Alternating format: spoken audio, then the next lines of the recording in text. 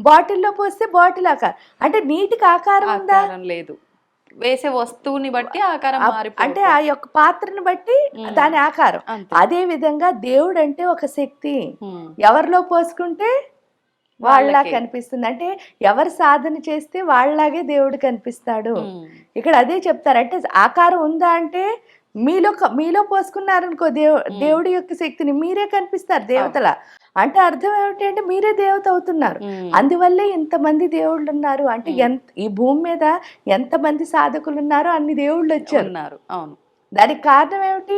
వాళ్ళు ఆ శక్తిని వాళ్ళు నింపుకున్నారని నేనేమంటానంటే, ఇంకోటి గురించి చాలా మంది కామెంట్ చేస్తారు చూసారా, అది ఎందుకు తప్పు అంటే, ఇలా చూపించే బదులు ఈ ఒక్క వేలు ఇటు తిప్పేసుకున్నాం అనుకోండి, అంటే ఒక్క వేలే కదా ఇటు చూపిస్తోంది, 4 ఇటే ఉన్నాయి, ఆ ఒక్కటే ఇటు తిప్పేసుకున్నాం అనుకో, మనం ఎవరి కింద మారిపోతున్నాం?